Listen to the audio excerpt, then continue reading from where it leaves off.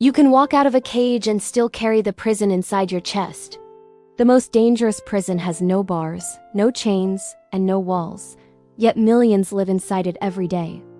Nelson Mandela said, "As I walked out the door toward the gate that would lead to my freedom, I knew if I didn't leave my bitterness and hatred behind, I'd still be in prison." You can leave bondage physically but remain chained spiritually.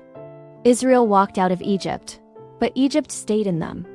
Steve Biko once said, "The greatest weapon in the hand of the oppressor is the mind of the oppressed." Some leave toxic relationships but carry bitterness into the next one. The prison walks with them. After 27 years of unjust imprisonment, Mandela began, "As I walked out the door toward the gate." A gate represents a new season, but bitterness blocks destiny. Hebrews 12:15 says, "Watch out that no poisonous root of bitterness grows up to trouble you." Mandela continued, "Walking out of the gate that would lead to my freedom." True freedom is release from inner domination. Proverbs 16:32 says, "Having self-control is better than conquering a city." Forgiveness says, "What happened will not own me." Mandela continued, "I knew if I didn't leave my bitterness and hatred behind." He knew hatred kept wounds alive. Ephesians 4:31-32 says, "Get rid of all bitterness, rage, and anger. Be kind and tender-hearted, forgiving one another." Hatred transforms the abused into abusers. Mandela knew revenge would make him resemble the very system and pattern he fought against.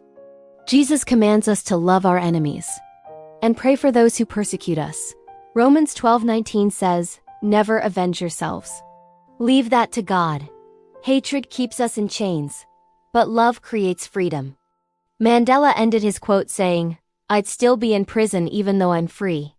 Bondage makes prison, not bars. John 8:34 says, "Everyone who sins is a slave to sin." Hatred enslaves us. Many called Mandela weak, but he saw and realized that revenge reproduces itself. Hosea 8:7 says, "They sow the wind and reap the whirlwind." Mandela soaked up all the pain and interrupted the cycle. That is real strength. Regarding xenophobic violence or attacks on foreigners reveals an old wound finding new targets. Exodus 22:21 says, "Do not mistreat foreigners." Leviticus 19:34 says, "Love him or her as yourself." Liberated people must not become what wounded them or take out their pain. Freedom is not proven by what you escaped, but by what you refuse to become even after suffering from its cruel hands. That is the highest prison break.